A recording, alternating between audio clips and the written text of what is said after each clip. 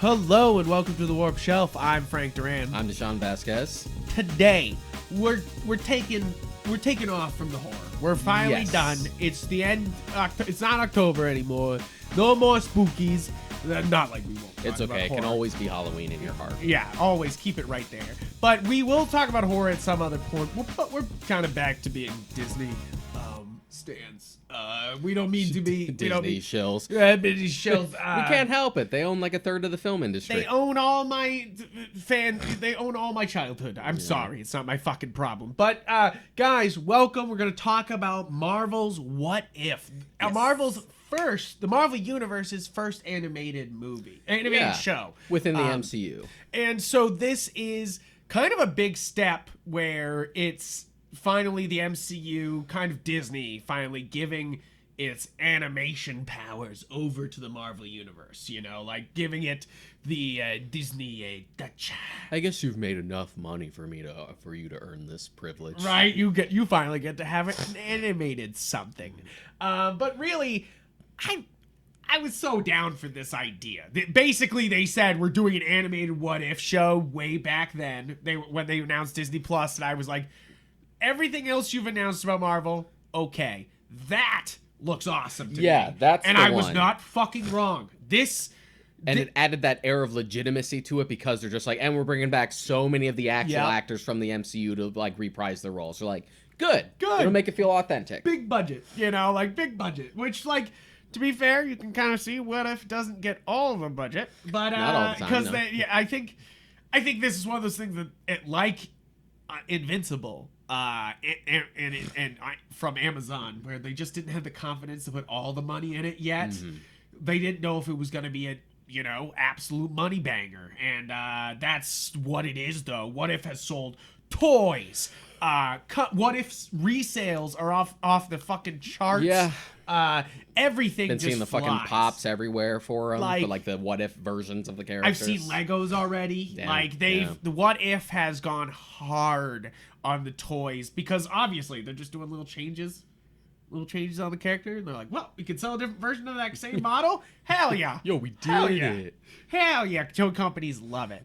And really, I really love this. I was really down for this type of show because first off, I'm a lover of the comic. I'm a lover of the original series What If. I think it's one of the best things that happened to Marvel ever. Yeah, and and on the DC side of things, we're also big fans of Elseworlds. So like, we like experimental shit. We like experimental shit. I have right here one of my favorites episodes of this series, but most importantly, one of my favorite Marvel comics of all time, Marvel Zombies by my boy Kirkman. We already talked about him. We already brought up Invincible today. Yep. This man fucking swings, and he never fucking misses, bad boy. And also, look at this goddamn cover. How much have you seen this cover before? And you're like, oh my god, this is so goddamn good. The only thing that can make it better is if he was a zombie. It's also this is one amazing comic, by the way. I own Marvel Zombies and Marvel Zombies 2. I kind of stopped after that because Kirkman stopped after that. So it was like one of those things where I was like, all right, Kirkman's not involved. I'm like, as fun as this is, I'm gonna step away. But really, this is a really thought out zombie tale, and it really carries into Zombie 2. It's one of those things that What If and Zombies and Elseworlds, they're one of the things that we love on this show. We bring it out often.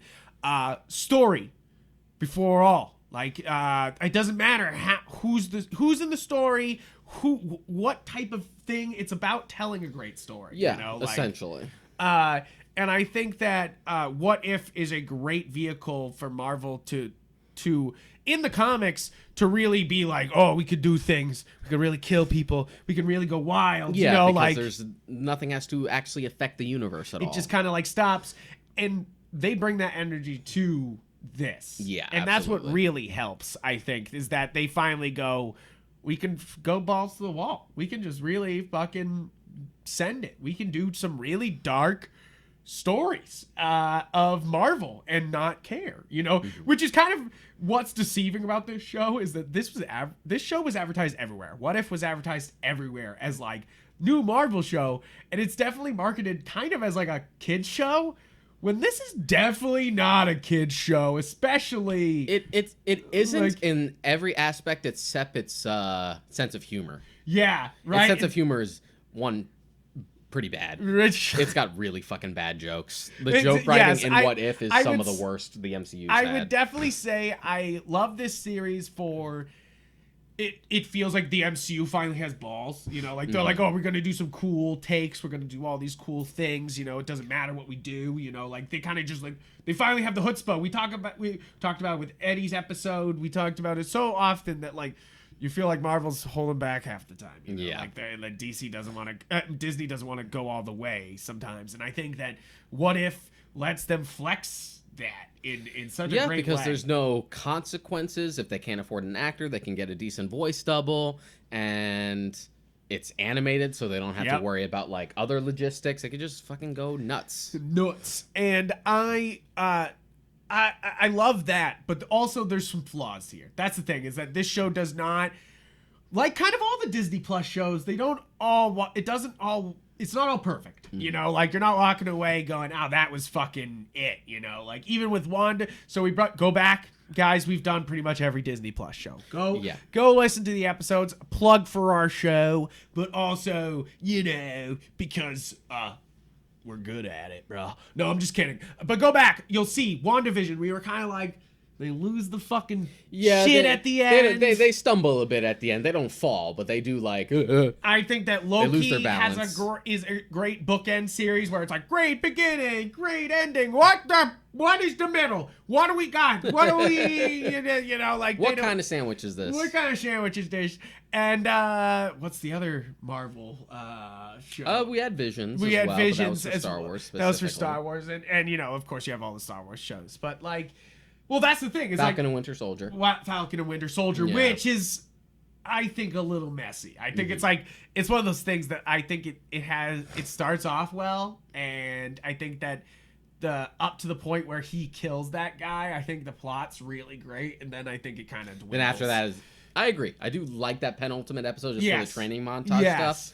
But I think it's kind of like a WandaVision thing where like it comes down to that kind of underwhelming finale in places. Where they like literally try to go Marvel movie on it, and it just feels underwhelming because they don't have the budget to go Marvel. Which was my Marvel, exact concern for the Falcon and Winter Soldiers. That I didn't want like low budget Winter Soldier. I didn't want like a low budget Russo brothers movie. You know what I mean? Which is kind of what we got at the very end. You know, like very much so. And I'm not saying that all the Marvel Disney Plus shows are washed and like none of them are good. I'm just saying they've obvious flaws, and it's like we haven't had that like real fucking like home run. And I think What If is the closest we have to the full fucking like this is good, guys. This is good stuff. But there's still some shakiness here. First off, I think Deshaun said it right off. The humor is weird. The sense of humor is really weird. Really strange. I think some of it is really funny. I laughed my ass off at the Thor as a Single Child episode. You mean the real title for that episode should have been What If Taika Waititi Directed Thor 1? Yeah, right. It really was. That should have been the real title of that episode. It really was. It was like, hey, what if we introduce all the things from 3 right at the beginning of Thor's stuff? And you're like, what? So what we're going to do today when we review, we're going to talk about the flaws right now, some of the flaws and stuff. We're going to talk about some of the strengths, and then we're going to go episode by episode. So the other flaw I see is and I kind of said it earlier, is they didn't give all the fucking money. You know, like they didn't give all the fucking money to this show. And I think some episodes really suffer about it. I think there's some episodes that look great. Obviously, T'Challa becoming Star-Lord had the money. The Doctor Strange episode had the fucking money. Yeah. What If Zombies had the money.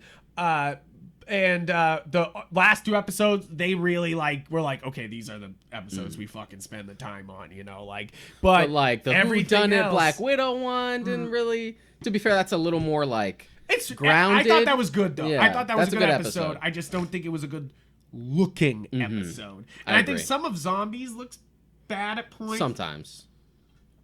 But Captain Carter is the highest culprit, I think, here. Captain Carter is the It's funny ugliest 'cause of the episode. It's also maybe the weakest episode for me. Maybe. Yeah, Potentially. I think it's kind of a bad episode to try to bring people in because Yeah. everything else I think really stands out, and I think Captain Carter, even though it's important to the story that's going on here, you're just kind of like, I like Peggy Carter. I love Haley her. Atwell. Love Haley Atwell as Captain Carter. Like, no, I was just one of actually those things- pleasantly surprised that they did combine things because it was one of those things that they started to talk in the middle of the season that they might combine at the end, like all these stories. And at first I was like, don't do that.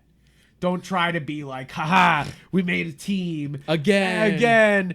And I had such a good time with the last 2 episodes that I just didn't give a shit. Then I was kind of like, much me. I was just like, okay, I was kind who of in a cares? similar mindset. But yeah, and I think I was like, I don't want a team. And then I saw the team and I was like, I like the team. I was talking to Rob about it, and he was just like, look, if you don't care about Cap 1, it is really hard to give a shit about the Captain Carter episode, and I'm one of those people. I'm like, fair. I like the first Avenger, but it's got issues. It's got issues, and I think that that is just rehashing that that's story. The thing. And that's you the go into there. a what if because you change something and it makes like a big Everything change that different. reverberates. I do. When here, it just kind of feels like a swap, but not much of substance changes. I don't want to get into too much of Captain Carter, but I do argue that that Captain Carter is a good starting episode for normies, for people who have never thought of the what if situation before, because it's just that little itty bitty change, but it's the same story, and they're like, wow, so is that little itty bitty change? What other wild things can happen next episode? And you're like, read a book, motherfucker. But you know. Sorry, I don't mean to be gatekeepy like that. I'm not, because really anybody can go into this, I feel like. I showed this to my mom because I thought this show was great. And she liked it a lot. She thought it was really wild. Like, and it's one of those things that, like, you know, like, that this is, that's what's fun about this show, is that they go for the big swings. And this episode is not the big swing, but it is a nice introduction to the normies, you know, like to the people who've never thought of the what if situation. So are we just going by episode by episode? Because I feel like we already started on the Carter stuff. I don't want to do that yet. So we were saying animation, we were saying the sense of humor was kind of weak. Yeah. And then kind of third of all is kind of the actors that they couldn't get back. It seems glaring when they can't get the actors back. You know, like when when the episodes where it's Tony Stark and it's not Tony Stark, they're not doing it, dude. Yeah, that's fair. And like, I think Lake Bell was a pretty good stand-in for Scarlett Johansson, though. Yeah. Actually, I will call Lake Bell. I think she's actually a really great voice actress. I think she shows it off in many other projects where she's a we had a actress. Harley Quinn episode. Yeah, exactly.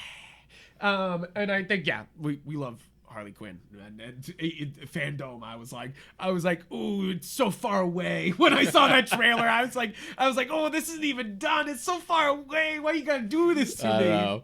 Like, I'm glad you showed it off because it gives me confidence that you guys have fun things to do with another season. But it's also kind of like, no, it's so far. Like, you guys aren't even close. Give it to me. Give it to me. It is mine.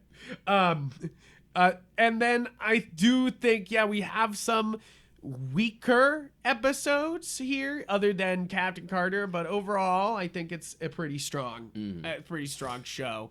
I don't think there's like an outright like stinker. No. Which is good. It's not like the sour ending you get from the other 2 Marvel shows. You're not like, other 3. You're like, this didn't really land. It's landing. Here it lands. Yeah. It lands. And then really the strengths of the show, we already said it. It takes big swings. The it's experimental. Big casts that do come back are great in the roles that they are. I mean, you have to kind of watch this as fucking as Jeffrey Wright, Chadwick Boseman's last roles. You have to. Okay, that's what you you're have with to.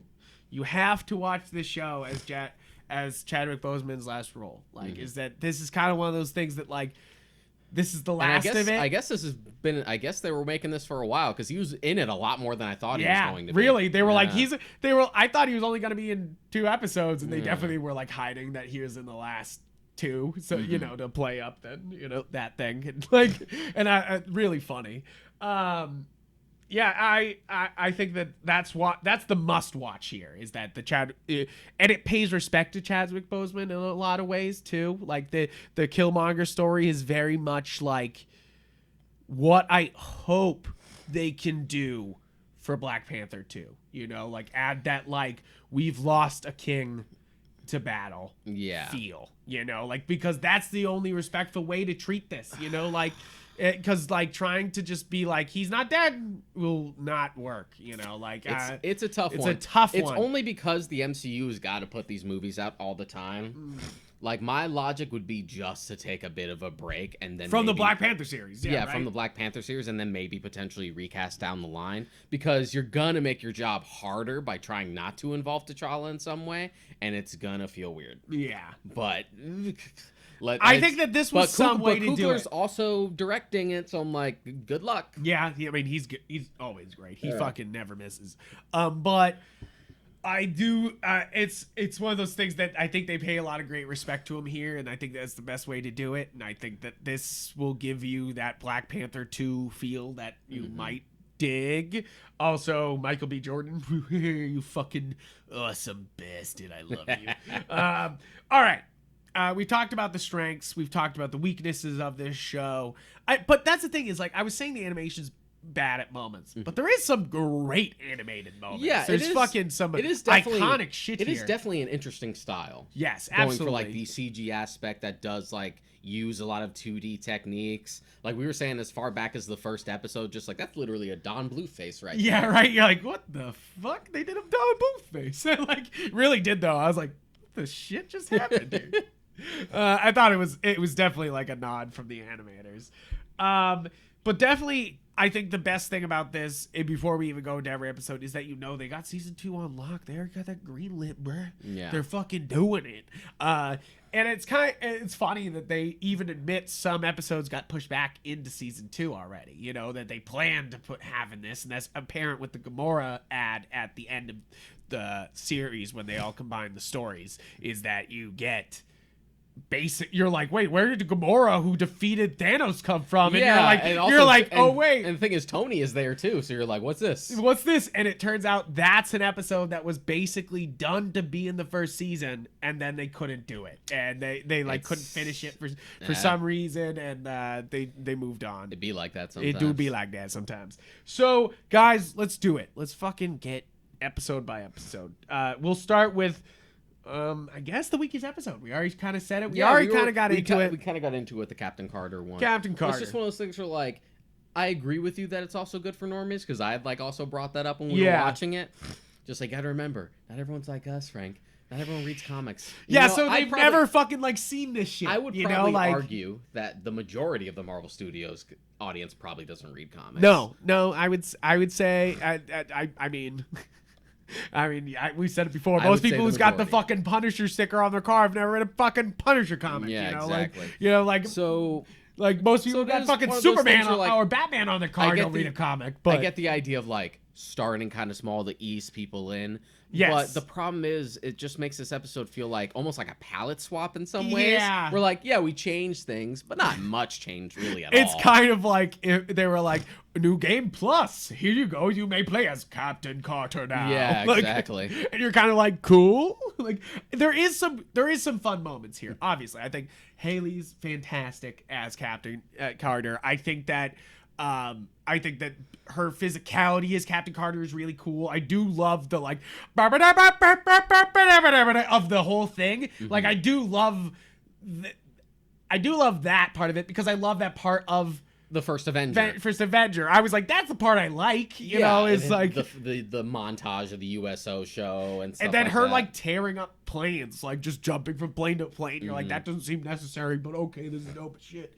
But it also kind of just leaves on such a weird note too, because she's fucked with his plans, and then he just actually summons a Hydra, and like, oh guys, obviously fucking spoilers, we're going into episode.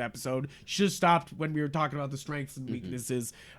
Sorry we didn't fucking say something, but obviously this is the first episode, it's not that harmful, but basically spoilers here throughout, because we can't fucking talk about these 20-minute episodes without fucking let's just fucking get into it. Like, so yeah, help me God. So it doesn't really. I take it back. This one is 31 minutes. Most of these are 30 minutes. It has a weird, just like, and now it's over.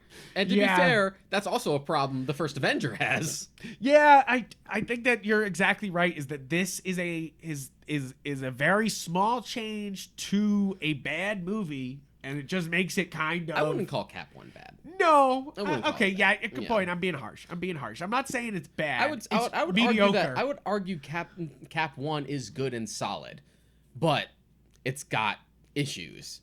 It sums up all the cool shit you want to see about Captain America in a montage, because we got to get this motherfucker in the ice. Yeah, right. Like everything, that motherfucker in the everything ice. up until like he finally becomes like Steve Rogers is pretty fucking great. Yeah. Like, I do love that. Like, the origin is one of the best put to film. No, and it's kind of one of those things that, like, that's the issue, is that this starts at when the good part of First Avenger ends. You know, like, and you're kind of like, like, oopsie. I do, I mean, I get it. When people were watching this episode, they were like, mommy, no, mommy, no, mommy, no. Like, I get it. Yes, big woman. Yes, you guys are all on the internet. I get it. You bonk you with the horny stick. She's tall. I get it. I get it. My wife's taller. I get it. Like, I understand where you're coming from, but like, God, calm down. It's one anime. It's like, my thing about this is that this was kind of like baby's first waifu for a lot of these people who've never fucking watched an animated show before. They're like, wow, I've never watched an animated show, but I watch Marvel animated shows. Oh god, the internet's gonna fucking explode when She-Hulk comes out. I know, right? They're gonna fucking lose their shit. I'm like, please no, God. Oh boy. But this was definitely one of those shows where like it just kept being like, another beautiful lady, and they were like, mommy, no, stop it. Especially the next episode too. What if T'Challa became Star-Lord? It like the Karen Gillan like Nebula. As a blonde Nebula, you're like, oh, okay. Sure. It was definitely a moment where you're like, what? Yeah. Why? So but basically, okay. it's just like, if you don't like Cap 1, I'm not sure how much mileage you're gonna get out of this first episode. And like, that's the thing, is if you're a big Captain America fan, you might just fucking think that this was fine. And that's the thing. Yeah. It is fine. But it's fine. But it's kind, you can definitely see the cracks in the animation this episode. People have kind of like robot-y moves, and sometimes they have stretchy necks. And like, and it's just kind of like one of those things where you're like, this isn't a great first showcase of this fucking animation style, guys. Yeah, it's You're one like, of those things where, like, not only the animation, but the content, I have to almost kind of give a disclaimer. Yeah, you're like, don't watch the first episode. Or not so much skip it, but, like, I have to tell people, like, the first episode, nah. Second episode on is pretty good. I had to do that, too. I had to tell everybody, because, like, nobody would get past this if they thought that was it, you know, like that's how far they were gonna take everything. And that's where when I said earlier, balls to the wall, they go from being like, we're super safe with Captain Carter to, what if T'Challa became Star-Lord? And I'm like, yes, the balls have hit the wall, to the window. It's so weird. To the wall. Sorry. We're gonna get sued. We're gonna get sued for this. Copyright claim. Can you imagine? That'd be fucking funny. That'd be fucking funny.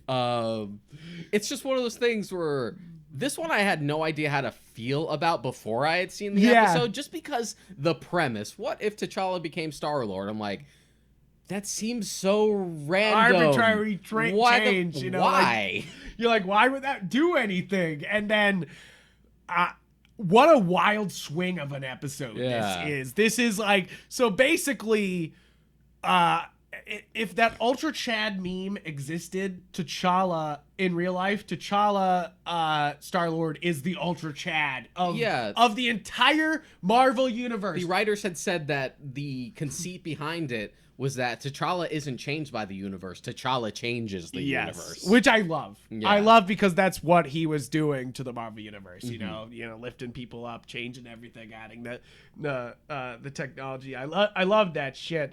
And this episode starts off with you just being like, because you're like, okay, yeah, no, wait, they're doing the intro from Guardians of the Galaxy. You're like, okay, but it's T'Challa. Like, they're doing the intro.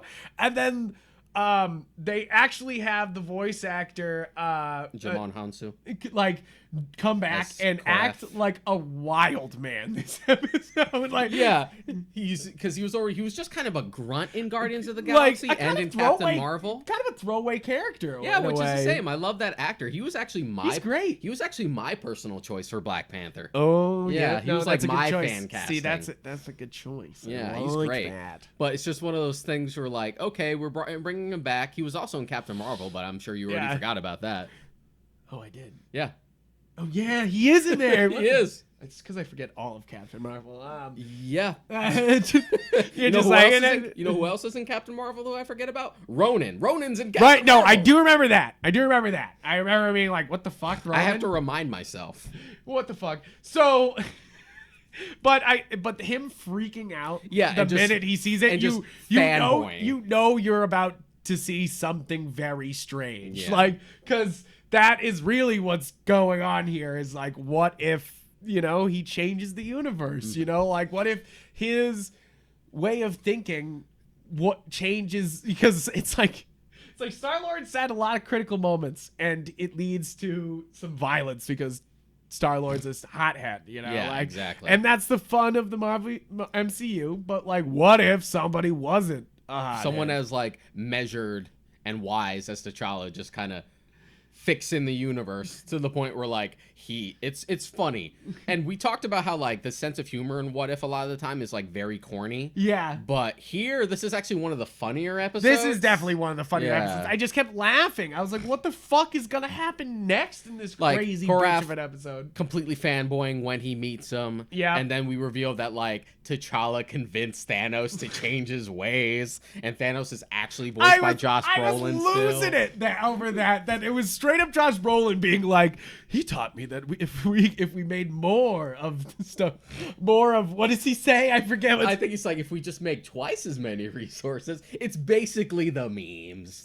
I know, you're like, what? The people who like make the joke who think they're sounding smart, like they're the first person to ever suggest it.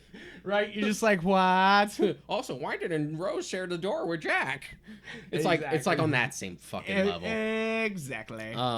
But it's just one of those things where, like, it wouldn't be half as funny if it wasn't Josh Brolin. Right, The fact that it's Josh Brolin makes it so much funnier. Just like, that just sounds like genocide, dude. Just like, no, it'd be okay because it'd all be random.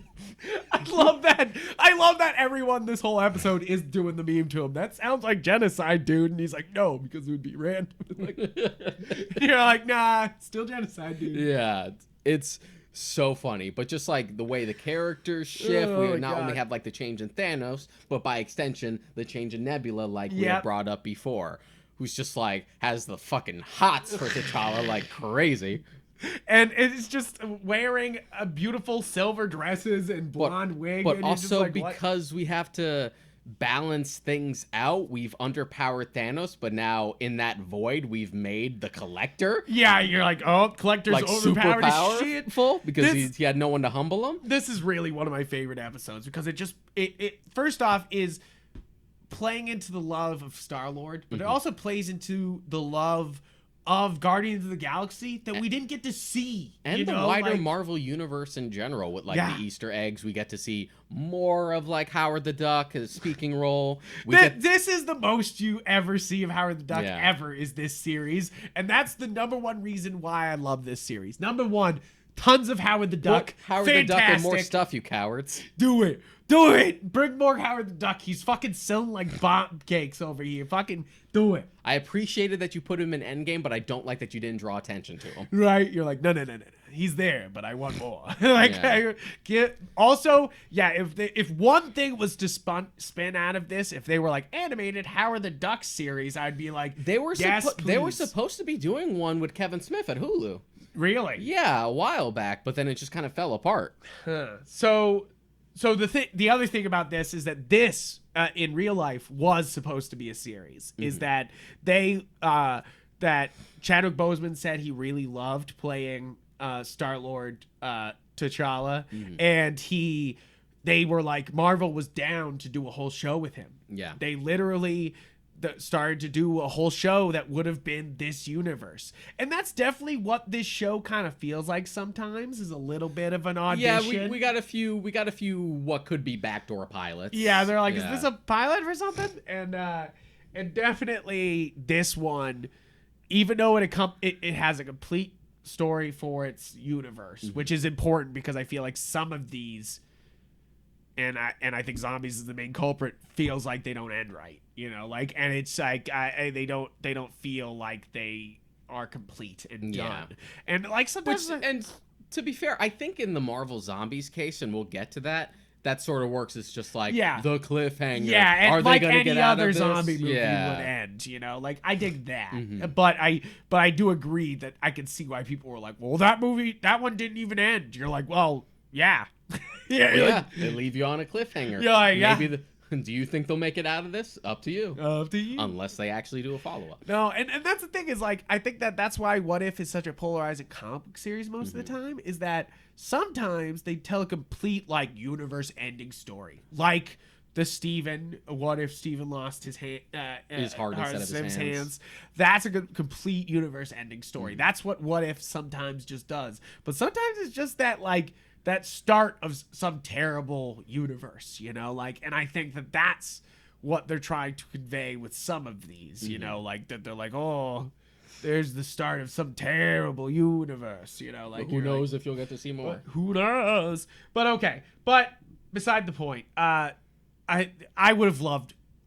It's really heartbreaking to know that he was down for a show of this, and you definitely sold me. The premise on paper just sounded really weird, but after this, I was just like, oh, this is dope. I was like, yep. I almost feel bad for Peter Quill Star-Lord now, because you're just like, what do we even need Peter Quill now for? Oh, sad. But I really did love this episode. I thought it was funny. It's full of surprises. It's full of fun. The humor is more on this episode than most episodes. I feel like this one really hits, and they must have spent a lot of time doing this one, and you can really feel it. I love that, like, Sean Gunn's back too. Like, everybody's back for this episode. This is one of the ones where they were really swinging with the cast. Like, everybody's back. I mean, Benicio del Toro back as the Collector. You're like, how did you get him back for that? Like, you're like, I thought he would be like, all right, done with Guardians, goodbye. Like, I mean, he was in Infinity War. Yeah, right. Yeah. So you're like, he's there. He's still in contract. Benicio del Toro's such a weirdo that I'm sure he was just like, as long as I get to put the makeup on again. Like, but this is an animated episode. I'm still gonna put the costume on.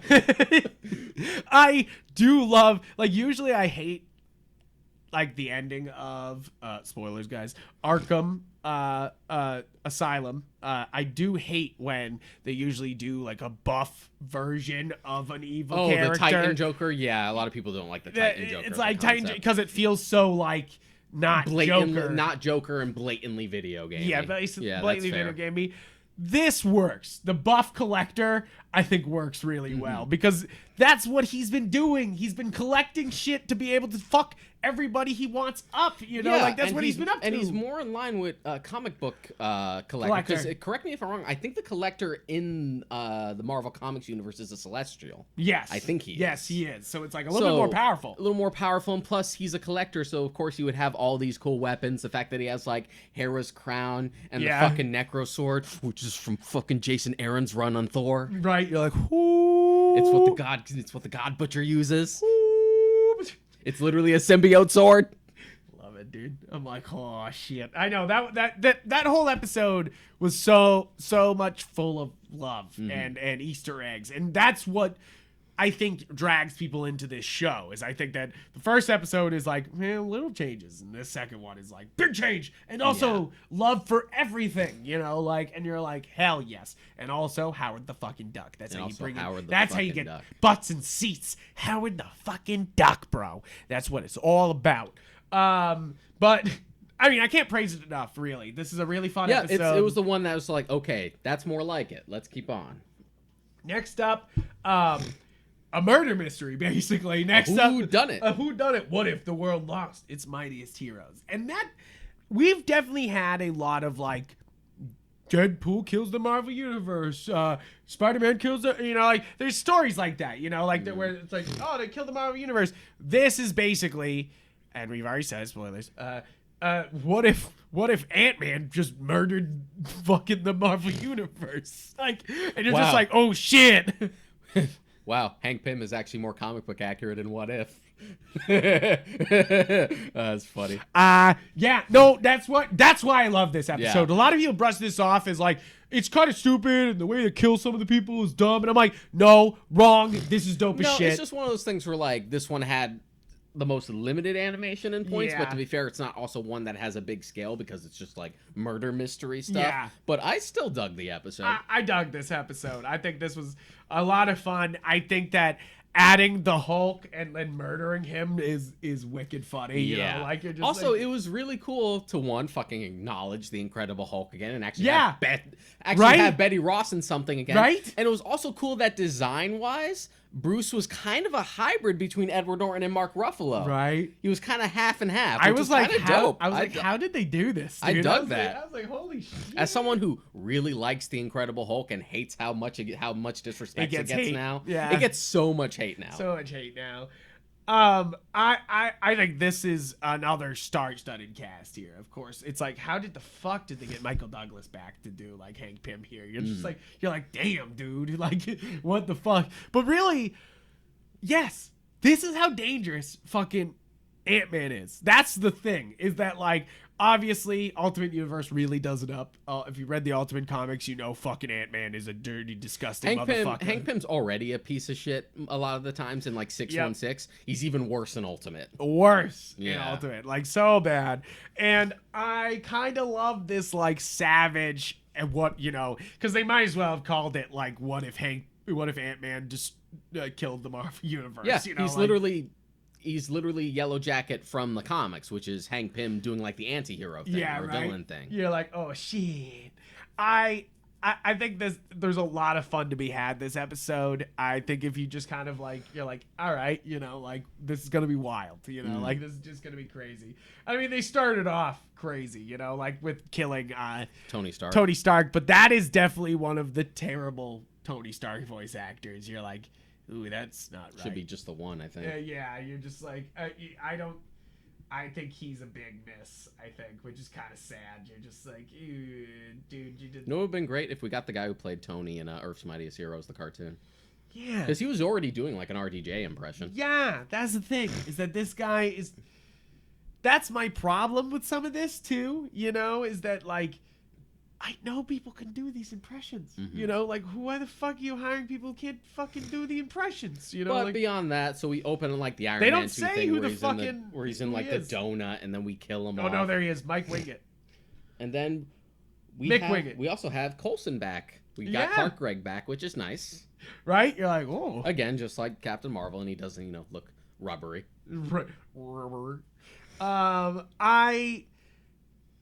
I actually, you know, I'm a big fan of like the Kill the Universe things. I have Deadpool kills the universe and something else over there, and I enjoy that like kind of ending of the universe type of stuff there, you know. And definitely this is like all the main MCU guys are dead now. Yeah, just those like circumstances, but then you also have that like glimmer of hope. It's like we still haven't thought out. We still have Carol Danvers, and we haven't thought out Steve yet, so maybe there's hope after all. What I do love about this episode most of all is the full power Nick Fury. You know, like, you get a little bit full power Nick Fury like here. Comic book Nick Fury who could kick your ass. Put you to the ground, dude. And I fucking love that. I'm like, hell yeah. Like the way he fucking takes down Hank Pym, you're like, yeah. Like you're like, hey, yeah. But I do kind of love the way they just kind of slowly pick apart the universe, you know, and that of course that causes ripples and all that shit. And they examine the ripples at the end that Loki just shows up and he's got everybody on his side. You're just like, because they shot Thor, you know, like, and you're just like, shit. It's just like, well, there goes Earth. There goes Earth. You don't think the other thing I like about this is you don't think often about like if one of these characters is missing, what happens, you know, and like when all those characters are missing. Yeah, like, and it is one of those things where like you forget that timeline wise in the MCU, like Iron Man 2, the Incredible Hulk, and Thor are pretty much happening simultaneously. At the same time, at the same time, you know, like, and you're just like, oh shit, this is very a Phase 1 thing. Yeah, you know? and like, there are Easter eggs even in like Iron Man 2. You can see news footage like on the TV in the background of what's going on with Hulk at the campus. Yeah, right, exactly. So this is all kind of intersecting. Okay, so next up is probably my favorite episode of the series. I call this one Doctor Strange Crybaby, or making the joke that this is just Delamain Crybaby, but Doctor Strange in it. No, I'm not even making the joke. That's actually what this is. They didn't even fucking hide it. They're not even they don't even give a shit, guys. They don't give a shit. They just fucking made Delamain Crybaby as a fucking as a what if episode. I'm not even lying. I'm sorry I sound like this, but god damn it, that's all it is. I mean, sure. I'm a big Delamain Crybaby fan. I think it's one of my favorite anime series. I think it's good. I think it's great. I think it's good. I think it's great. But I really love this episode because it basically is that. You know, it's like, what if Doctor Strange had to save Rachel McAdams, which is very important. You got to save Rachel McAdams. The weird thing is that we brought back Rachel McAdams. Right? We get the likenesses pretty well in the show for the most part. Yeah. But like Christine's model in What If doesn't look anything like Rachel McAdams. No, it doesn't. You're like, that's not there. It just looks like some woman that we haven't met. I agree with you. I was kind of like, which is funny because like the way they do Cumberbatch is almost borders on caricature. Right? Like, yeah, right? It's like kind of funny, you know, like he's kind of got that like crazy face and all that. So yeah, it's what if Doctor Strange lost his heart instead of his hands, you know. In the original Doctor Strange, he loses his hands and he must go on a mystical journey so he can get his use of his hands back. But what if he loses Rachel McAdams? Sounds like a light novel title. Right? It does. I lost my hands in a car accident, so I had to travel to foreign countries to learn magic. Yeah, you're like, what? I do like this a lot because it's not just, of course, it's not just a rehash of, it's not the same faults that Captain Carter episode had, because the Captain Carter episode is just rehashing First Avenger. Yeah, this does maybe 10 seconds of the original. Yeah, that's what's cool about Doctor this Strange. Is that we do it, and he still basically has the same journey where like he learns the mystic arts and he outsmarts Dormammu, but then once we pick up after that, we sum that up real quick, and then it's just like, well, now that my work is done, I'm gonna do it. I'm gonna bring her back. Yeah, right. I kind of love that. That's like first things first, you know. Like, and I just love how fucking dark this episode gets. Oh, it gets real dark. I like evil Doctor Strange. I do love how fucking powerful he gets. Really, like too powerful. It's like the darkness corrupts him. You're like, shit. I think that this is also one of the more beautiful animated episodes. Yeah, I think this is definitely. Even though I think Cumberbatch's face is a little like wicked Cumberbatchy, but like which is a weird thing to say, but he does cooler shit in here than he actually did in his own movie. I know. That's been. I was thinking that too. Is that like this is way cooler magic than everything else that we've seen in the any of the MCU. Raimi better fucking bring it with Multiverse of Madness. Oh my god! Because like everything that Doctor Strange showing up in other stuff, he's always doing way cooler shit than he actually did in his first movie. Right? It's like. I found Doctor Strange, the original one, very underwhelming. Yeah, so did I. It's just one of those things where I was feeling fatigued on the origin story, and they were just like, "Here's another one." And and they were like, "Okay, but magic. We're finally gonna do some magic shit." But it all kind of came down to like shield hands, and a whip, shield hands and a whip. Turn back time. It's just like show me crazy. We're gonna fight through moving buildings, and you're just we're like, gonna inception okay. some buildings. You're like, sure. That's why here when you get like good Doctor Strange versus evil Doctor Strange, and they're just doing crazy shit at each other, I'm like, this is what I want. This is what I wanted, right? You're like, holy shit. I do love that. I want a straight on like magician versus magician fight, just like sorcerer on sorcerer action. Better be in multiverse. I assume that's what the setup is because we have that Baron Mordo thing hanging. Right? You're just like, it's coming. Let's just fucking go crazy. I think this episode is a lot of fun. It takes it down a dark path. It's also for the normies being like, well, here's what we can do if we really fuck with the characters, you know? And I like that this is inherently a tragedy at the end, to the point where even though I don't mind that they bring Doctor Strange back so we can like factor into like the last 2 episodes and stuff, I kind of would have preferred if you just left on that note. Or maybe that's just the cynic in me. It's just like, leave it a tragedy. Let him suffer in silence. Well, he still has to suffer. He still has to hold them. That is true. That definitely helps. At the end, you know, like definitely helps that he's still stuck, you know, like this ultra powerful Doctor Strange is stuck somewhere, you know, you're like, probably for the best. Let's be real. He's probably for the best. Yeah.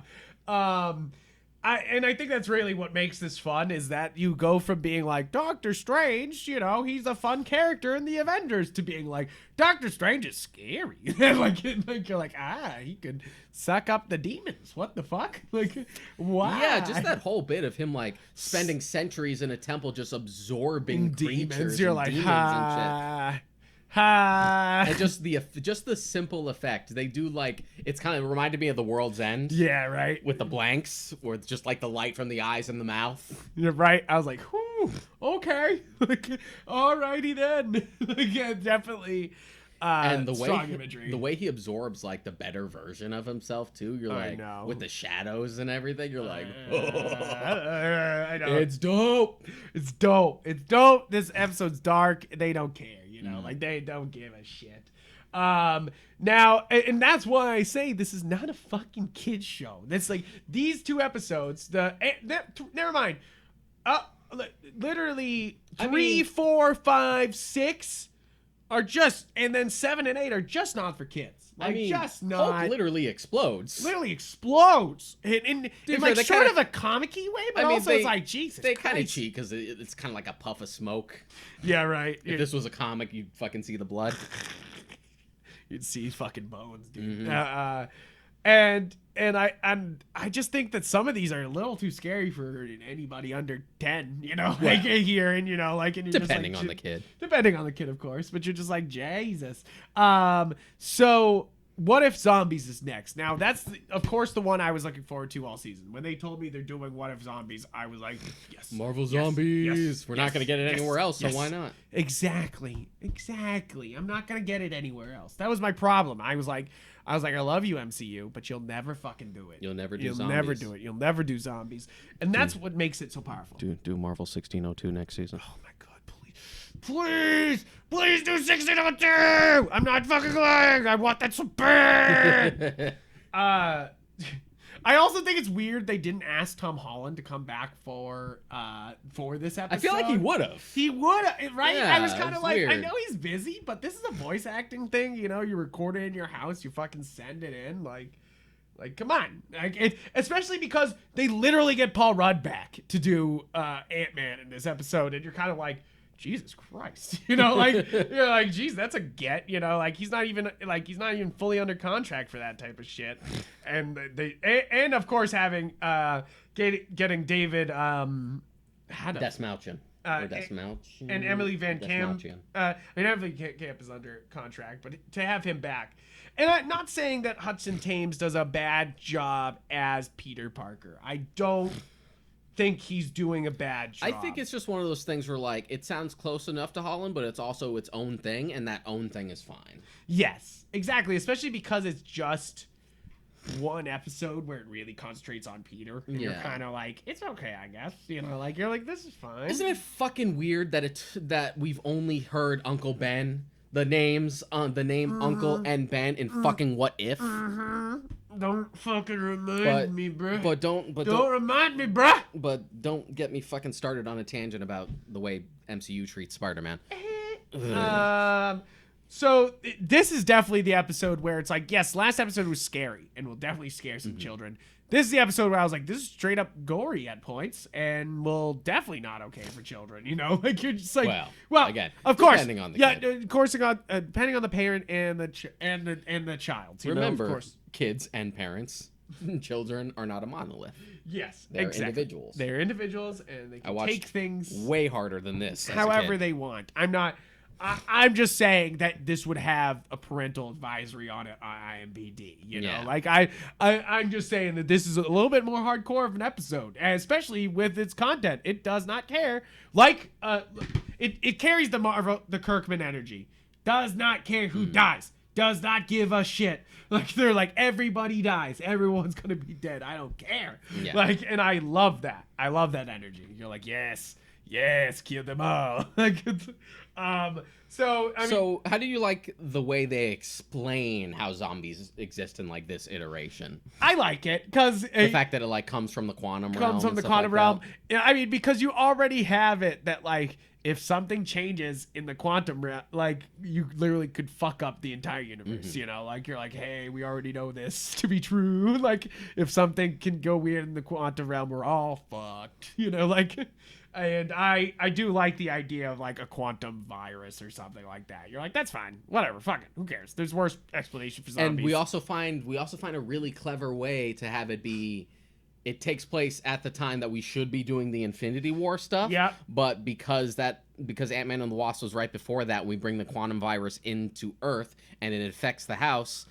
As Bruce Banner is coming back. From the beginning of Infinity War when Thanos attacks the ship, you get to do the thing where there's a main character who doesn't know there's a zombie apocalypse. Right? You're like, oh, perfect. You find a way to frame it in that perspective, which was really clever. Yeah, I do like that.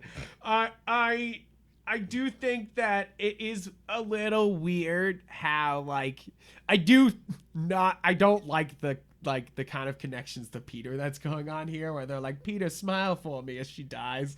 I don't like that. I don't like the Wasp like dying like that. It's just too weird. It's just too like you're like like you're like I get what they're trying to do. It's just like Peter being like the most optimistic one of the bunch, the one who carries the hope. I get that. People literally say that to me at work. They're like, how are you so optimistic, Frank? I'm like, I don't know. I'm like, you know, you're like, gotta be in the face of fucking. But yeah, I do understand that one's a little cheesy, and plus my immediate thought is just like, guys, get the fuck moving because you're about to have a giant zombo on your hands. That was my other. Yeah, everybody who watched it with me went, wait, they just fed the zombies a giant zombie, and I was like, yes. Yes, that is kind of the point, but also I fucking love the bit with Vision feeding people to Wanda. Yes, I do think that really saves this episode because I think Zombies is a good episode, but it's not doing this, which first off is offensive to me. But I will not be angry. Well, I'm like, okay, so it's not supposed to be this. It's got to be the MCU. It has to do it under the MCU because this is what if MCU. So you're like, so okay, you're gonna change it up. You're gonna change it, but then it kind of pussies out in a lot of ways. You know, like it really doesn't really go the full distance. I do love the whole Penn Station scene. I think that's what I came here for. You know, like the Marvel MCU fighting the MCU zombies. You're like, yes. Like, you're like, that's cool. Whoa. Something fall? Oh, Harry Potter fell. It's okay. It's okay. It's okay. He'll bounce back. He'll walk off. You can just fucking, what's the spell to bring your bones back to fucking normal? Remendo, I think. But I do think that there's some strong points in this episode. I think that there's that cringe of the smile for me, Peter. I think that's a little, for me, that's too cringe. I think that went to, like, some people I see can see that as very sweet. And for me, I was just like, I don't know if I like this. I just don't like people telling people to smile, goddammit. That's true. That also true. Like it isn't. If this was happening to a girl, it would be offensive. Yeah. Like, and as someone who's grew up kind of a buzzkill sometimes and have people ask me to smile, it's like, fuck off. Smile, Deshaun. Mind your goddamn business. Mind your goddamn business. You'd be prettier if you smiled, Deshaun. But I love where they go at the very beginning with the zombies like eating everybody, but then they kind of slow down into just like, oh, normal zombies are everywhere, and you get some of the zombie characters, and then once you get Penn Station, you get at least like, you know, you get some good stuff there. It didn't surprise me that they made them like unintelligible, but they can kind of use their abilities too. They didn't go the full like Marvel Zombies thing where like they are Marvel basically Zombies conscious. Yeah, they're still intelligent, which is the take, and I think that that's what makes this different than. It's not just The Walking Dead, but in the Marvel universe. That's what makes this different. Is they're full, like tangible, want to continue the zombie race. You know, like, and you're like, fuck. I do, but I think you're right. The fucking thing that really saves this episode is the Vision bit. It fucking is disturbing. It's fucked up. It's disturbingly in character. It's almost Vision. In character. Yeah. You're like, and I love it. It's one of those things where you're like, oh, we went full fucking horror movie here. Like, we were just like, oh, Jesus. We fucking fed T'Challa's leg to Wanda. You know, I was like, ah! Like, I was just like, oh my God. What the fuck? Actually, I really do love the whole fight with Wanda and everything. I think she's a frightening fucking, like, add to this whole thing. And, like, really. And this is, like, pre-WandaVision Wanda, so she's like a little more underpowered, and it's still like woof. Yeah, you're like, hey, yeah, she's not the Scarlet Witch yet, but you're still like, hey, she's too powerful. But I do think that this is just it's a good episode. It's not a perfect episode. No. I do think that. I think it kind of lets down the Marvel Zombies fans who were kind of excited for the Marvel Zombies. I always knew it was going to be sort of a looser adaptation. Yeah, I knew it was going to be a looser adaptation. The moment you put it in like the MCU trappings, you know it wasn't going to be that faithful an adaptation. It'll be Marvel, zombies it's kind and of name doesn't only. for even a zombies thing. It doesn't have a lot of zombies in it sometimes. You know, I do love the zombie Roger fight. You know, Steve Rogers fight. I do love that. I think that one's actually like you're like. Thumbs up. That's the fun part. And plus, who doesn't love another Cap and Bucky fight? Right. You're like, any excuse to have another Cap and Bucky fight. Hell yeah. I do like. I actually like the sort of like downer ending it has. Just like maybe we'll fix this. Maybe we won't. Ah, shit! Zombie Thanos. Zombie Thanos. But I do absolutely love Paul Rudd in this fucking episode. I think he's wicked funny. Head in a jar. The head in the jar is too fucking funny. It makes this episode. I think that that's what elevates this episode is the Vision segment and then Paul Rudd being here and being hilarious. You know, like actually funnier than most of what he does in Ant-Man and Ant-Man and Wasp. Hey, to be fair, Ant-Man 1 is pretty funny. But Ant-Man and Wasp can't fucking crack a joke if it tried, dude. Can't. It doesn't even fucking want to. They didn't have an Edgar Wright script to coast off of. So they were like, fuck, what do we do? What the fuck do we do? So next step in the list is what if Killmonger rescued Tony Stark? You wanted more Killmonger? Yes, you did. Yes, you did. Let's yeah, do some Ron, more. Ron, you that wasn't even a question. You did. This is. Did you order more Michael B. Jordan? Of course you did. I'm talking to you, Rob. I'm talking to you. I mean, I don't mean to spoil Space Jam, but the best joke in Space Jam is when they think they're gonna get Michael Jordan, and they're like, "Oh, we got Michael Jordan," and it was Michael B. Jordan there, and they were like, "This is Michael B. Jordan," like, and he looks embarrassed, and they're like, "Get him out of here!" And it's like that's the last time I saw him, and for him to really kill it here as Killmonger, I do think that this is kind of a funny episode in a way because it feels kind of like that Michael B. Jordan had a big influence on this episode and like in a big way. Yeah, you know, like oh, that's a little ostentatious. What? I like anime. I like anime. You're like, oh shit, he fucking got in this character. Yeah, like, Michael B. Jordan is a very well-known anime fan. He doesn't know how to say Naruto properly, but you know. That's okay. That's fine. We let him go. We already said this episode is a really good send-off for it's got some respect for T'Challa here, for fucking Chadwick Boseman. I think they do a good job here. Again, I don't think that this guy playing Tony is very good. I don't think that he... I don't think he's terrible. It's just one of those things where, like, It just feels like a bad It impression. feels weird, dude. And it's not, and it's like, yes, you would have to be really fucking close for me to even care, you know? Like, that's the thing. It's like, you'd have to be really fucking close. But, you know, I think that it's one of those things that doesn't kill this episode because But obviously... I like the framework of, like, Killmonger rescuing Tony Stark so he doesn't even have his Iron Man 1 journey. So he's still essentially... basically stops the MCU from progressing. Yeah. And he also... so Tony is still basically corrupt. Right? Yeah, basically willing to do whatever, you know? Like, and you're like, oh, Jesus Christ, I did not realize. And now he's going to double down because of his experience. Yeah. And then you have, like, Killmonger as the devil on his shoulder just kind of egging him pushing on him pushing forward. Yeah. I do like the obvious villain motive going on from him. You know, like everyone's kind of like, he seems like a villain. And you're like, he seems like a villain. And you're like, he's a villain. Like, you're like, yep, it was him the whole time. I like that Shuri kind of sniffs him out like immediately. Yeah. And it's cool that this is a young Shuri because Iron Man one day she would be a young. really young Shuri. Yeah, right? You're like, wait a minute. That would make sense. I do think that this is... it's a fun episode and a solid one. I don't know how memorable this one is. It's kind of, in the scheme of all this, kind of falls to the wayside as being kind of like, man. It's very carried by Killmonger. Yes, I think Michael B. Jordan's performance kind of carries the main this a lot. focus, to be fair, but it's just one of those things where, like, outside of that, there's not really too much to this episode. I do love the ending. I do love just kind of Killmonger fucking... he won, you know? Like, in a way, you're like, yep, Killmonger won. He fucking got the Black Panther power, and he's done it, you know? Like, he's done everything he said he would, but just by changing...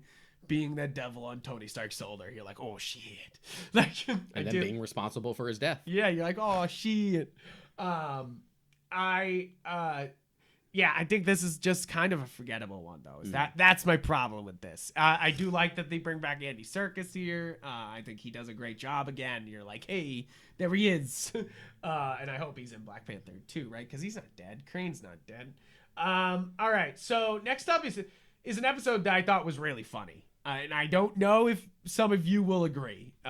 What if Thor was an only child? And we already said it. It's just, what if... Taika Waititi directed Thor 1. Yes. They're like, what if we did this? And I do think that this is a really fun episode. No question. That's what is the point of this. I think it's a good one after, like, how much of a downer the Killmonger episode and the zombie the last, episode. like, literally 4 episodes have been like, damn, man. Damn. Can we lighten it up a bit? And they kind of have to because the next 2 are the real downers. Yeah, just like a quick breather before we get into heavy stuff again. And I think a lot of people hate on this episode because it is lighter, you know, like, and it's just kind of a party episode, you know, but it's fun. There's some corny ridiculous stuff in here, but a lot of it works to its advantage because of, like, the premise, and plus we got Chris Hemsworth back. Yeah, and right. He's really good at playing funny. He is. That's the thing. Is like it really works for him to do funny this whole time. You know, like to absolutely just kind of send it. It's fucking weird that Thor and Jane have more chemistry in What If than they actually did in the first Thor movie. I know. I was like, what the shit is this? And also, we know we have Natalie Portman coming back because of Love and Thunder. Yeah. But she's also in this, so I guess, like, we've mended that bridge a bit. I do. I love that she's there. I do absolutely. Who is playing Captain Marvel here? Because it's not. It doesn't sound like Brie Larson. It doesn't sound like Brie Larson. I don't know if they say it. Who's? I do love that they have Kate Denning's back, you know, like I love that she's fully there. Jeff Goldblum's I love that she has. back. I love that she and Howard the Duck are a thing. Why isn't that a show? You're like, what? Yeah, so it's Alexandria Daniels as Carol Danvers, and you will know her from the show Salem. Not many shows. That's stuff I recognize anyway. That's stuff I recognize, not that much. Fucking sometimes I fucking touch things with the side of my fucking hand. Yeah, not really. Yeah, Salem's her other big show, as Abigail Cook in Salem. But I think she's actually does a really good job as Carol Danvers because that's kind of my problem with what's her name? Who plays the actual Carol Danvers? Brie Larson. Is that Brie Larson is I like her as a person, but she is not very charismatic. You know, like she is kind of a party pooper, you know, like, and it's kind of one of those things that even if you follow her on social media, she's kind of a strange person, you know, like not exactly weird, but you can kind of tell she's not very super social, just kind of works out, you know, does her thing. And like, kind of, you know, like if you see her in interviews, she's not, it's like, but the problem is she's sitting next to some of the most charismatic guys on the planet, and then she has to be as charismatic as them. That feels hard. That feels awful. I would not want to be in that position. I would not want to try to keep up with the charisma of Steve Evans. And that's the thing, like Carol Danvers in the comics is not a buzzkill. No, and I think that's kind of what they're doing here. She can be nonsense because, you know, she holds this shit together, but she's not a fucking party pooper. And I kind of get the impression that everyone kind of understands that Brie Larson's kind of a party pooper, and they've kind of like built that into the MCU character, is that she's kind of like, I'm gonna do the right thing even if it means calling the cops on this party, you know, like,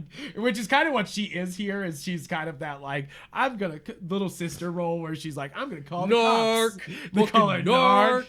It's so funny. I love that they just call her narc in this. You're just like, yes, but so no hate to Brie Larson. I'm not. I'm just saying that it's very hard to be as charismatic as these guys, and it's hard to compete. And I think they've kind of evolved that into her character. If you've only seen Brie Larson as Captain Marvel, then you haven't seen like her pedigree as an actress. Absolutely not. I think she's a fantastic actress. Actress. Literally every time I see someone say, and this people like you and I know, who are just like, Brie Larson's a terrible actress. Yeah, only if you've only seen her as Captain Marvel. Exactly. Tell me you don't watch enough movies without telling me you don't watch enough movies. Exactly. I think Brie Larson kills it in so many movies. I'm not fucking putting her down. I'm not exactly. But that's just she's something. Oscar that's fucking just something worthy to bring up all the time. But I just think it's something to bring up that's kind of been built into the character now. Is that like, she's kind of that type of person, and they bring her in as this big party pooper in this episode, which is actually kind of funny, like in a lot of ways. Also, more Korg is always appreciated. And of course, they have Korg here, and you're like, yes, thank you very much. I would like Korg. This is a lot of fun, but again, it's light, and some people will hate that. But I think it works. Yeah. And I mean, you guys loved Ragnarok so goddamn much, so why not? Exactly. It's just like Thor Ragnarok, the first one, and you're like, oh, what? But moving on to at the end of this episode, you see Ultron with all the Infinity Stones walk out of a fucking portal, and it feels quite abrupt. I do think that that's one of the parts of this episode that feels really erupt, is that you get to the end and you're like, story's over, and then Ultron comes out, but then you learn how they're connecting that in all the other episodes. But it definitely didn't help it at the time. If it was something that didn't pay off, it'd be a big problem. Yeah, because this was coming out week to week, it was kind of one of those things where you're like, the fuck the fuck was that, you know, like. But if you're binging this, you would literally start the next episode, which I did, and I was watching it week to week. I actually really enjoy watching the first two episodes with you, and then I just never bothered. And then once it was done, I'm like, okay, I'll just watch it. All right, is What If Ultron won? And I do think that this is one of the stronger episodes, no question. Infinity Ultron's pretty fucking sick. Pretty fucking pretty scary. Sweet. Pretty I like fucking him. Scary. Pretty fucking. I'm kind of all about him. Like, I like his design. I like how lethal he is. Right. We didn't get James Spader, but we got a pretty good. It's also sort of like the Spider-Man thing, where it's just like, it's not an exact impression, but it also works as its own performance. Yeah, and they like sort of put Vision's voice underneath. They don't do it the whole time, but they like try to put that there's a separate identity. Sort of like the idea that it's supposed to be sort of a mix of the two. Yeah, you're like, oh shit. And I think that this is such a fun episode because it breaks the rules of the series, obviously. You know, like, Watchers being like, the fuck? Like, you only saw Watchers sort of... in the Doctor Strange episode. In the Doctor Strange episode, and he totally just pulled a fast one on him, where he's like, Watcher, I can see you! And he's like, too bad, bitch. he's like, you fucked this up. You deal with it. It's just like, I'm the Watcher. I can only watch. I can never interfere. And you know by, like, end of the season, there's going to be something that forces you to interfere. Right? You're like, Jesus. Yeah. But again, that's something that does not happen often, even in the What If comics. They do not often get the Watcher involved with shit. So obviously this is fun, you know? Like, is the Watcher having to fight off Ultron and see the Watcher going full power is pretty fucking just sick. The idea of like, what if Age of Ultron had ended with him being able to transfer his body into Vision as a vessel? Turns out it's pretty bad. We're pretty fucked. Because and it's funny because this connects. He gets the Thanos stones by killing zombie Thanos in that one episode. He fucking just steps forward, fucking lasers him in half. I don't remember it being zombie Thanos. Oh, it wasn't zombie no, Thanos? Okay, sorry. It's just I think it was just literally him showing up like he would have in Infinity War and just being like, you're done. And there's the shot right there. I got the fucking shot. It's just like right in half. And I was like, which I saw memes. They were like, Vision, why did you not do that? And he's like, I didn't think of it. Like I didn't think of it at the time. Well, Vision's also not as lethal. Yes. And plus, he was also injured in Infinity War, to be fair. But it's just one of those things where, like, Ultron would just kill mercilessly anyway. Yeah. It does feel like a little, like, you kind of had to nerf Thanos to get away with that. But I could buy, especially Thanos, since he had the gauntlet, but he wasn't using any of the stones at the moment, being killed by another Infinity Stone. Right, yeah. I could buy it. Exactly. I could definitely buy it. It's not a huge reach. And it's supposed to show how lethal this Ultron is. It doesn't he don't give no fucks. He's not lightly fighting the Avengers anymore. He's just gonna slice fucking Thanos in half. You're like, oh, okay, Jesus Christ. But I love the idea that it's like a Vision body with Ultron looking armor, which is pretty sick. It's dope. And he has the Infinity Stones in his breastplate. I also really dig kind of Natasha and Hawkeye as the last of the Avengers. As these like road warriors in like this ruined Earth. It's kind of wild, kind of really fun actually. Yeah. And I do kind of love the baby steps Watcher's taken to try to interfere. He's like, oh, the box, grab the right box. It's right there, Clint. You fucking idiot. Come on, Clint, you fucking idiot. I do kind of love that because that it's the struggle of and the fact that we tie it back to like Winter Soldier with Baron Zemo again. I'm always down for Zemo. Oh, and of course they bring Toby back. Toby Jones. Oh, Toby Jones is the best. Always put Toby Jones in something. Yeah, exactly. That's what I think really elevates this episode. Is they're like, yo, we got Toby Jones back. You're like, Toby. Like it's one of those things that you're like, yes, let him kill Ultron. That would be dope as shit. Like. And I kind of love that like like that irony of all of these kind of AI artificial intelligence in the MCU all coming against each other and stuff like that. It does kind of showcase how intelligent Zemo was if like his rudimentary AI that he did decades ago can go toe to toe with something like Ultron. You're like, what the fuck were you made out of, bro? Like, what the fuck were you made out of? I definitely think that this is a really fun, bombastic episode. It really brings you right to the conclusion, like it's just like, hey, now we gotta do something about it, and plus it's great because fucking Ultron and the Watcher get to DBZ their way through a few universes. It's pretty fucking sick, dude. It's so weird. I did love that fight. That fight was someone dope. can correct me if I'm wrong, but I've never seen the Watcher like go toe to toe with someone in the comics because he seems like kind of like a passive character, right? But just the fact that he's like, okay, I'm armored up and I'm gonna. I know fuck that they've killed him a couple times. Yeah. Like they've definitely had like, we found a dead Watcher. What do we do? Wasn't that Original Sin? Yes, that's it. Yes, yeah. they take the eye of the Watcher and they see the future. Right. Oh God, that would be fucking dope. But at least for like this iteration of the Watcher, he's pretty fucking powerful if he can pretty much stand toe to toe. First off, I don't know if we said it. Jeffrey Wright as the Watcher is one of the best castings ever. Jeffrey Wright, another just kind of like Toby Jones. Put him in everything. Put him in everything. Yes, he's in the Bond movie and he's in What If in the same time. I was happy to see him again as Felix in No Time to Die. I was just like, yeah, Jeffrey Wright. All the time. Thumbs up.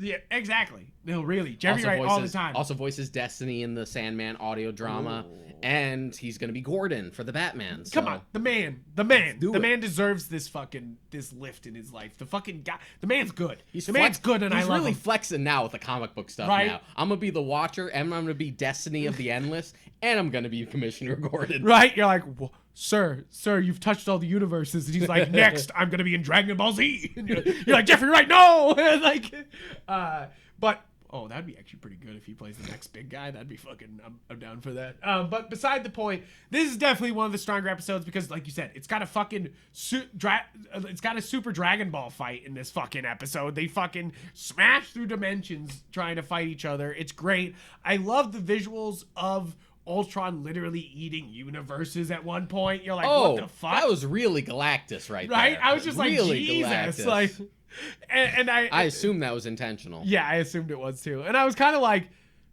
come on, show you eating Galactus. I was like, come on, dude. I'm like, I know you want to do it. I know you want to do it. I know Marvel's sitting there, Kevin Feige's going, no, you save it for my Fantastic Four. But you're like, come on. I would assume if we had already established Galactus, we could do it. He would have been there. But we haven't established MCU Galactus. See, that's the thing. Yet. That's my problem with this whole series sometimes. That it can't do anything that the MCU hasn't already established. Yes. And I'm really hoping that in season 2, we can kind of do whatever the fuck we want, you know? And especially... and they've already said this, is that in season 2, it's not going to be just phase 1 shit. Because I'm sure that's some people's complaints watching this. Is they're like, well, why did they only do phase 1 stuff? And you're like, well, you got to start somewhere. Nothing that hasn't already been established, except Uncle Ben, apparently. Especially, right? Well, that's the only secret character. He was fucking slipped in. Frank, he was established on a suitcase in Far From Home, so that counts. Fuck you, bro. Fuck yourself. Uncle Ben's a fucking Easter egg. That's what he is. Okay. And then, of course, the next title, if you had heard this title at the beginning of the show, you would have been like, oh, shit. No. And, of course, they didn't reveal this title until the day this episode was released. But it's What If the Watcher Broke His Oath? You're like, what if Watcher finally did something about something? You're like, oh, shit. Like, and I kind of like, this is the big swing. This is the ultimate big swing of this entire show. They were like, did we do a good job? We made a bunch of different characters. Can we bring them together as the Guardians of the Multiverse? Yeah. Which... I feel like we could have come with a more creative name. Better name. Yeah. But should have asked somebody at Marvel for a better name. Somebody! Ask a comic book writer. Jesus. Fuck. I'm sure there's better names than this, you know? But it's fine. It's one of those things where I'm like, it's a stupid name, but it's a fine name, and I'll let it go for now. Like, I'm just like, whatever, because it's only going to happen at this one little bit right here. Yeah, you know? It would feel too repetitive if that was like the end game for every season of What If. Is like bring it together, everybody. Yeah, I do agree. I hope they don't do it again next season. You know, the Watcher has some other world and universe ending thing that he needs the whole team to gather up for. You're like, no, just do What If stories. Just fucking go wild. Yeah. Because I do appreciate them bringing the stories together, but in real life, this is the only episode where they're bringing all the stories together. You know, there's some loose connections in some of them, but like in reality, this is the only one. And it really does. It brings them all together. There's, you know, there's the zombies. There's all the characters are here. They bring in things from the episode to complete the story of those episodes. Like, this is a fun episode. Yeah, absolutely. It's a good conclusion, even though it kind of feels like, did we need to do this? You're like, I don't know if we needed to get the whole team together, but okay, sure. It works for what it is. It is interesting to see them like go toe to toe, and the idea that if they just keep them distracted long enough, that they can get it across. Yeah, exactly. And of course, fucking Killmonger betrays everyone. Yeah, you're like, oh, who did not see this coming? I think it didn't help that they fucking they put out the Killmonger pop. What If pop, and he's holding the Ultron head. Right, you're like, oops. And I was waiting for that to pay off. I'm like, where is that gonna be? Because it wasn't in that Killmonger episode. This episode's also crazy because they bring Kurt Russell back for literally a 2-second scene at the beginning, you know? Like, they're just like, Kurt Russell, can you come in and say one line to a Peter Quill voice actor? Is not even Chris Pratt? Like, you know, like... I mean, maybe they have bigger plans for Ego next season, or maybe Kurt Russell's just like, sure, it's a paycheck. Yeah, why not? And my career started at Disney. I still love those guys. Right? He don't care. I mean... thank you, Kurt Russell, is basically what I'm saying here. Is thank you for doing it. Always more awesome. Always it's more awesome. Kurt Russell and more things. Yeah, more Kurt Russell, more things. Always. Every time. And I do kind of love the idea of that without T'Challa there, Ego would just find Peter Quill, you know, like at doing whatever he's doing, you know, like, and you're just like, yep. And that's what's great about this episode is it does feel like it kind of closes loops on the other stories. It has something to say about the other stories. Yeah, because we do stuff like that with T'Challa, like saving Peter Quill. Yeah, you have the bar talk fight with a modern Captain like Winter, Carter. who's wearing like the Winter Soldier outfit equivalent, which is pretty sweet. And you also have stuff like the Widow from the post-apocalyptic Ultron universe replaces the Widow from the in the universe where they were all killed off by a Yellow Jacket. Yeah, right. You're like, Jesus Christ. And I do, and we already said it's weird that Gamora's here, but it's kind of one of those things that doesn't need much explanation, does it? Like, you're like, hey, Gamora killed her dad. And you're like, thumbs up. Now like, she gets the cool armor and that weird double-bladed sword. I do kind of like, the only thing is that them being like, the stone smashed her. You're like, okay, this needed a little bit more explanation. Yeah. You know, like, that's my only problem with this episode, I feel like, is they kind of introduce something as a red herring, and it feels so out of left field in the first place. Yeah. And then for it to be a red herring, you're like, oh, okay. that's my only problem plot-wise with this. And then once you know that she was supposed to get her own episode, it just makes it feel kind of worse. It's like, okay, so there's like a hole here. Yeah, there's a hole here, and I'm missing it. I do think that this iteration of single child Thor is even funnier than his episode, though. He's funnier in this one, especially I literally had to play the episode back, the scene back when he went down and he goes, Viva Las Vegas. I was like, yes. Like, I love that. I don't know why. That's so fucking funny. I lost my mind at that. I was like, thank you. That's fucking funny. I mean, it's just, and of course, Doctor Strange being at full power here is fucking epic as shit. Yeah, you know, doing like, crazy stuff. The fact that like all the powers still kind of take a toll on him now, and we also tie it back to the zombie episode because we just drop a fucking bunch of zombies on top of Ultron. Yeah, right. You're like, get him. I do love that. You're like, eat that motherfucker. Like, and I mean, yeah, of course Killmonger betrayed them, but it's kind of one of those like betrayals where you're like, oh shit. Like, of course. You're like, that could be cool. Like, yeah. You're like, oh, Killmonger in the Ultron armor, this is gonna be big. And I love his argument there that we could fix our universes. You know, something's wrong with our universes. The Watcher said it was, you know, like, let's say, you know. Yet again, we're really good at like with Killmonger just being like, yo, he kind of have a point though. Yeah, he kind of has a point. He's kind of got a point though. But I do love that they're like, nope. They're like, no one gets it. Like, and again, I already said it. Baron Zemo taking down fucking Ultron is dope as shit. And of course, Arnim Zola. Arnim Zola taking him down is dope as shit. You're just like, hell yeah. I do think that this is a really fun episode. Do I think it was necessary? No. Do I think it's fun? Yes. Yeah, you know, like, I'm sort of with you on that. Did I need it? No. Did you successfully sell it to me once I saw it? Would I have taken 2 more What If episodes instead of this? Yes. With different premises? Sure. Yes. Yeah. That's my problem is that like you kind of gave me some good stuff and then you were like, let's play in our good stuff. And I'm like, don't play with your good stuff. Make more. Like, I'm like, no. Like, but I do want to say that like we already reviewed Star Wars Visions, and I kind of said it in that episode, is that What If feels more cohesive, and of course that's super apparent because it's one studio making one thing, you know, like that's how it goes.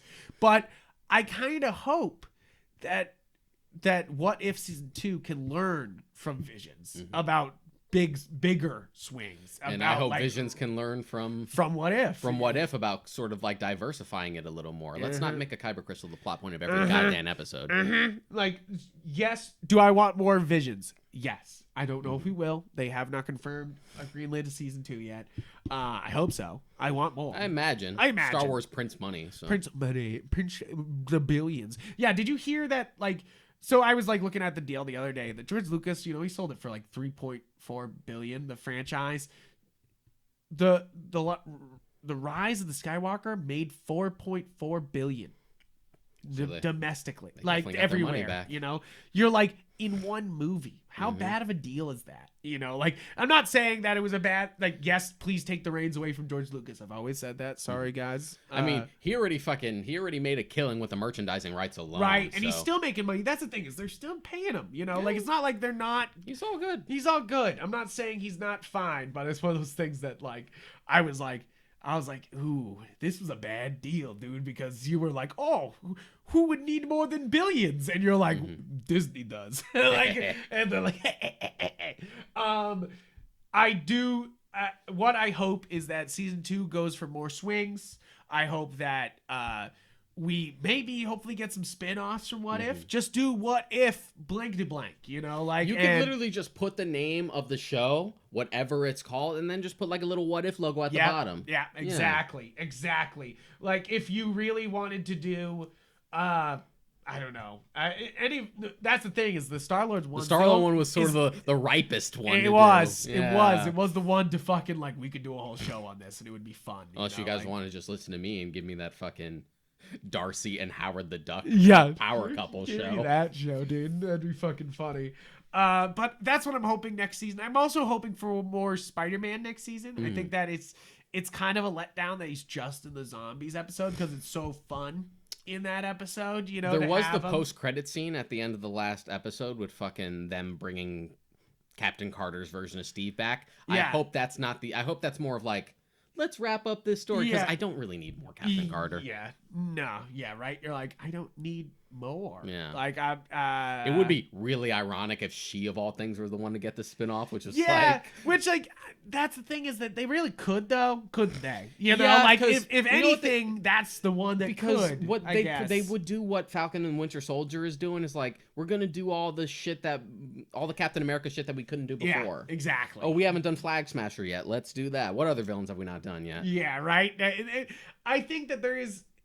If anything, that could work. What if we do Baron von Strucker? Do I and want not it? Waste them? No. You know, like, do I want it? No. And like, probably not. You know, like, no, I don't want it either. Yeah, you're like, none of that, please.